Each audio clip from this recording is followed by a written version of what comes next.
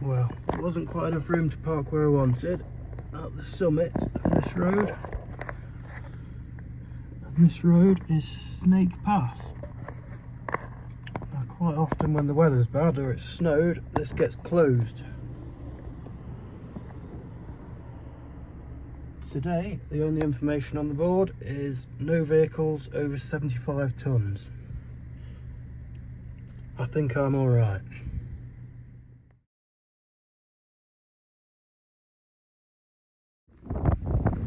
Here goes then, it's now 9:15. Let's leave the road behind. The sun's coming out. Like an idiot, I forgot to bring the media mod for the GoPro, which would have been better with this wind, so at the moment I'm just filming with the phone anyway. Starting off from Doctor's Gates. And wellies. Why have I put wellies on? Because I've already walked across a piece of bog like this on the path and my foot's disappeared almost up to my knee. So wearing wellies in the hope to keep dry feet hasn't worked. But obviously if I had stuck boots on, I would already have 2 wet feet. I don't think you'll hear this at all, how windy it is, but last time I came here, it was so foggy I couldn't see that road. Just make out the trip point and some people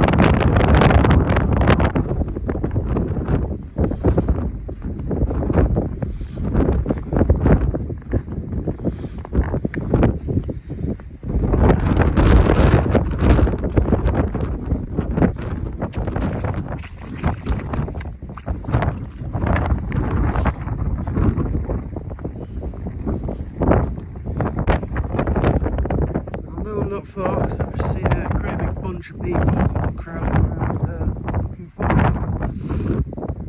There's just a few small pieces of it. Look at all the rivets, rivet holes, possibly some paint there. There's some black paint. Absolutely mad with that.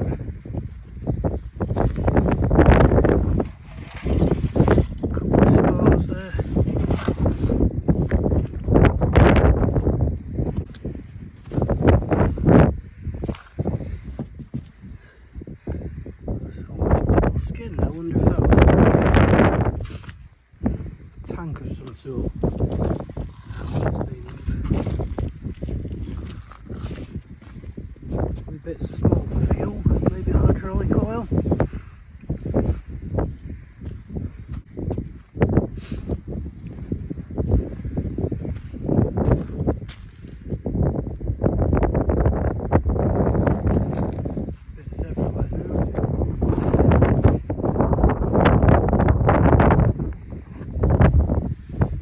You get to the main memorial and there's just bits everywhere. There's the main memorial and people everywhere.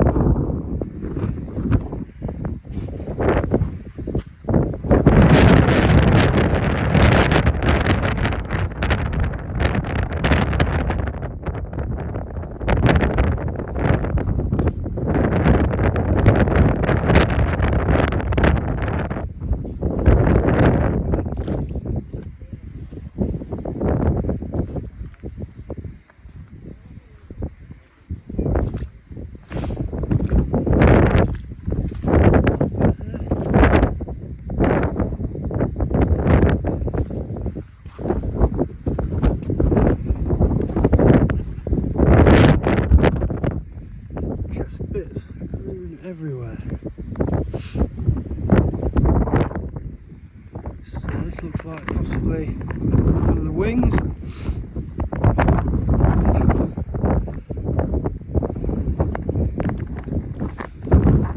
The leading edge of the wing maybe.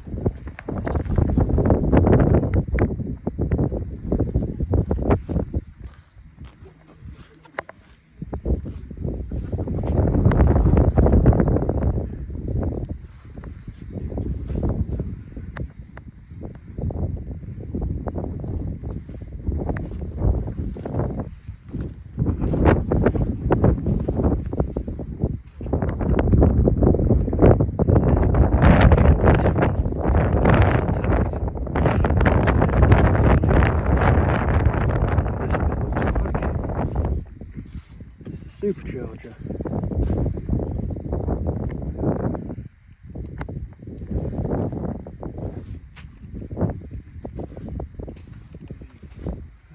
Possibly the prop. Supposed to be the prop. They can change the pitch. There's either radiator or heat cooler.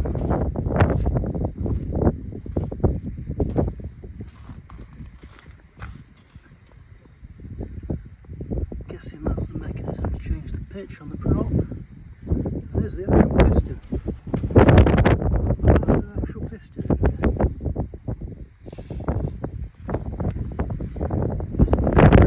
Big radial engine. That's the front where the prop would be.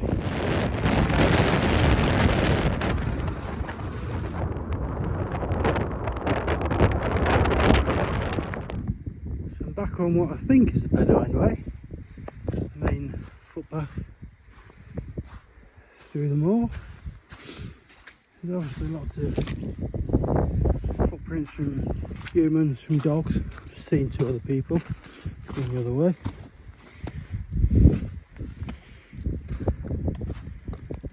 There's something. Look for something that shouldn't be there.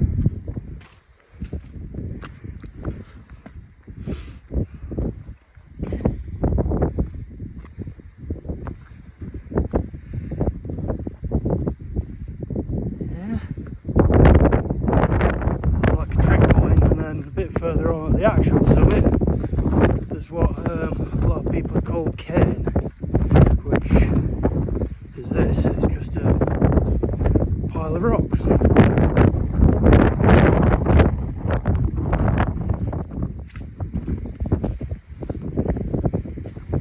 Well, it's like a moon.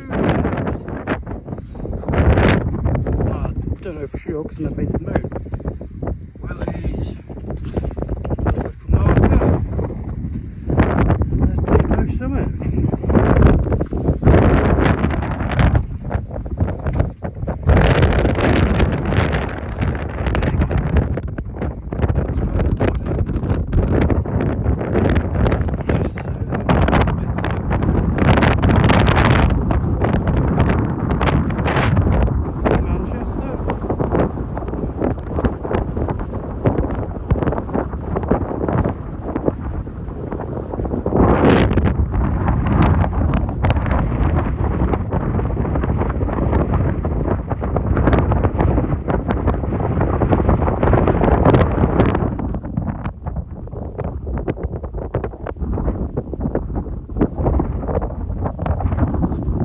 That one, I believe, is Emily Moor.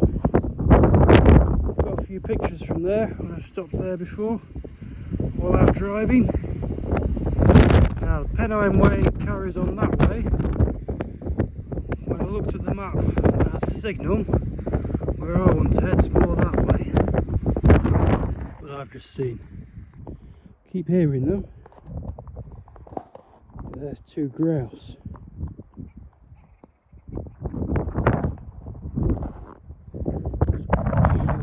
Towards them.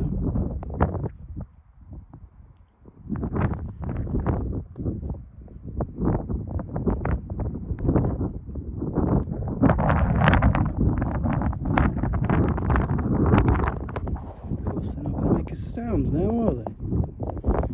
Oh.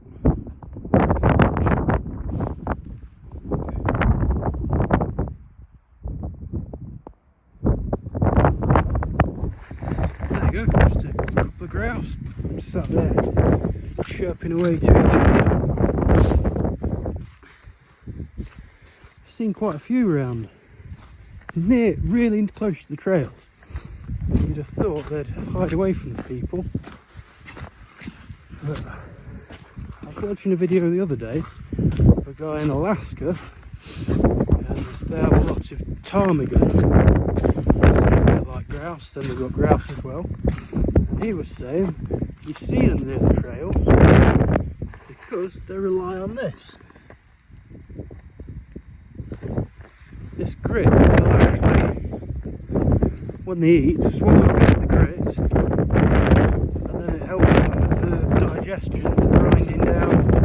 eaten, whether it's moss or quite possibly the heather.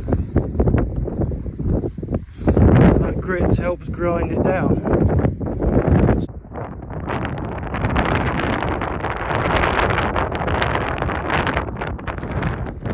So I can't be sure, but I think that was an Airbus A380, the big one that sort of replaced the 747s as the jumbo jet.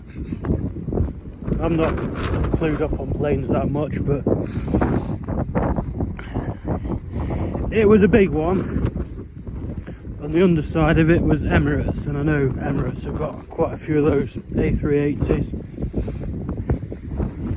So I'm guessing Bleaklows. Almost a turn point for them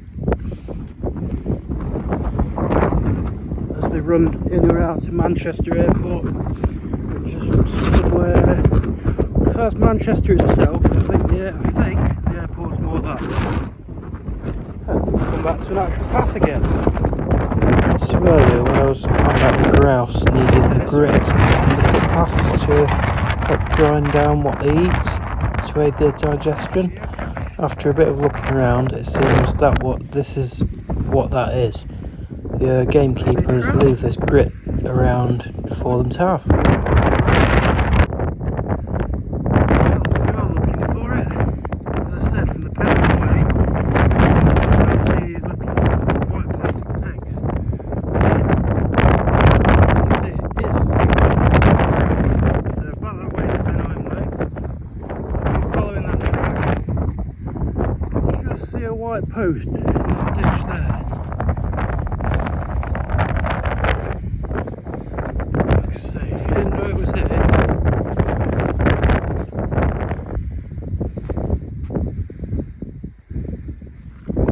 there it is.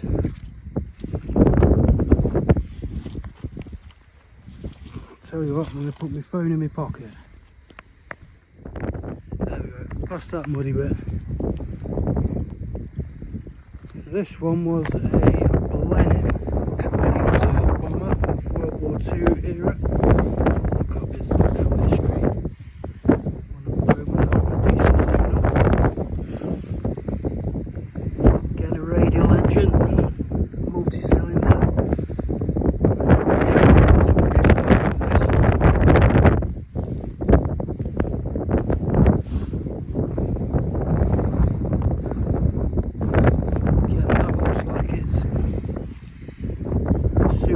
Because it's like an inlet, sucks the air in, and then these will be your inlets to your cylinders to pressurise the air, because the higher you fly the less oxygen there is.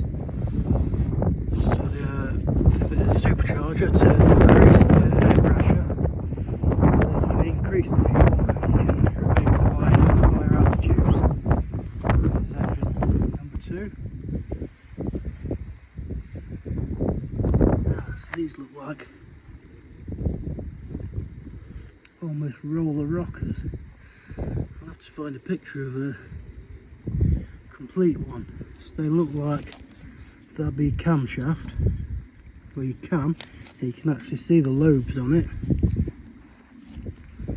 And they're obviously rollers for your inlets and exhausts. These would have been tubes and push rods up to the cylinders and then cylinder head. Possibly a wing spar.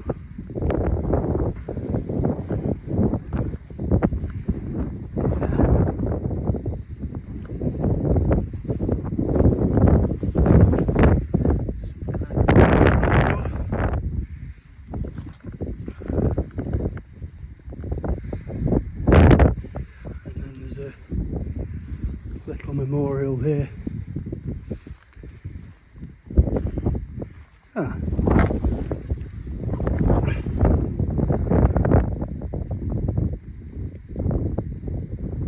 1939. So that was actually before the war.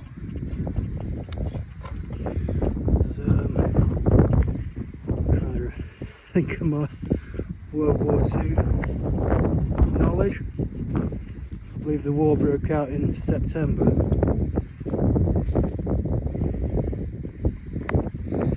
This crashed in January of 1939. Yeah, training corps. Main wreckage that way, so maybe there's some more.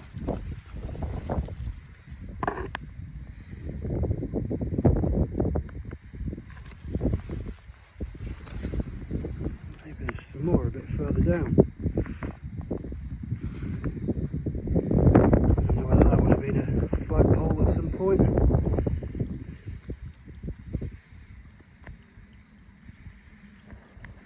This is a lot nicer than the last site because I've got it to myself rather than people everywhere.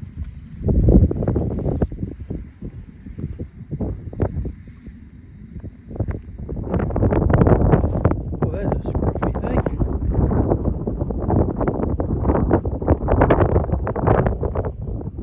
First sheep I've seen.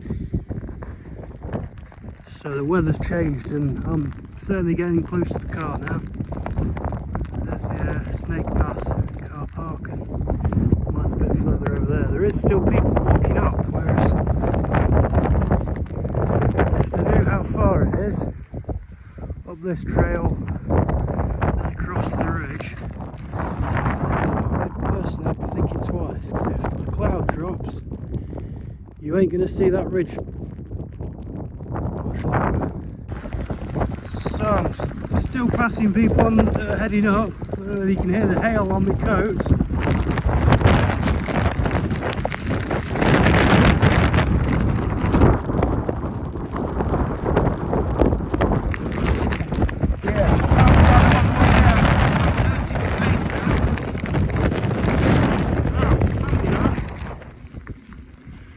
Oh, maybe a quarter of a mile to the car now. I've turned back off the main trail, but it's this last bit of trail that where I immediately stepped in a bog that was deeper than my welly when I first started the walk.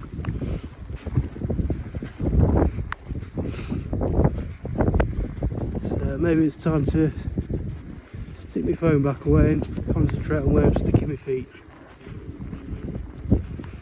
But yeah, turn back around. Yeah, that might have made it look more dramatic than it is, but that's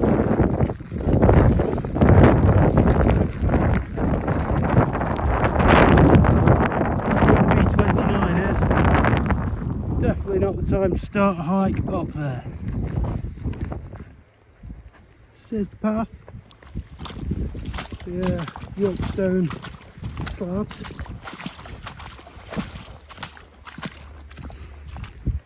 Oh man, and the car's down there, not much further. Something that's probably worth a mention if you are parking in the Peak District and planning on being away from the car for a few hours. Definitely don't leave any valuables in it, because I've heard a few people mention that, and channels mention it and friends mention it. I don't know anyone personally that's lost anything or had their cars broken into, but we could see Manchester from up there, and Sheffield's not far away. Big places like that are full of scumbags that quite happily come out to these parts, easy pickings, a car parked up for the day, middle of nowhere.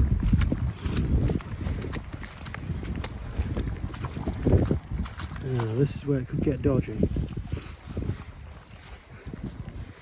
I know there's something valuable in my car, and that's some dry socks and nice comfy trainers to put on. Nearly there, nearly there. Here we are. The road's definitely a lot busier than it was this morning.